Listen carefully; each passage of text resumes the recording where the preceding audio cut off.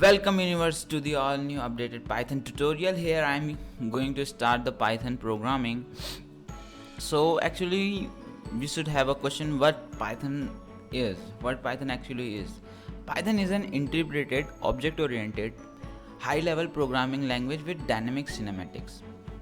Its high level built in its data structure combined with dynamic typing and dynamic binding make it very attractive to rapid application development as well as for use as a scripting or glue language to connect existing components together. Python's simple, easy to learn and use syntax emphasizes readability and therefore reduces the cost of program maintenance. Python support modules and packages, which encourages program modularity and code reuse.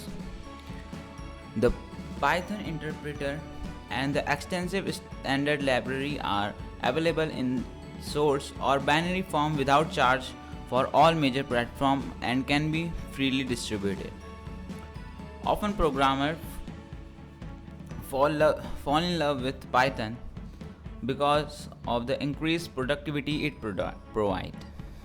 Since there is no compilation time, so compilation step, the added debug cycle is increasingly fast. Debugging Python program is easy.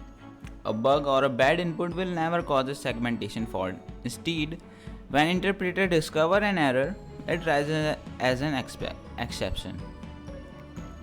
When program doesn't catch exception, the interpreter prints the stack trace. A source level debugger allows inspection of local and global variable, evaluation of arbitrary expressions, setting breakpoint, stepping through the code a line at a time, and so on. The debugger is written in Python itself, testifying to Python introspective power. On the other hand, often the quickest way to debug a program is to add a few print statements to the source. The fast added debug cycle make the simple approach very effective. So Python is a very easy language and can be used by the programmer which are new to programming or either have some experience to the program. So by starting the Python we could start from the next tutorial. Thanks up to here. For any kind of question you can comment in the comment box.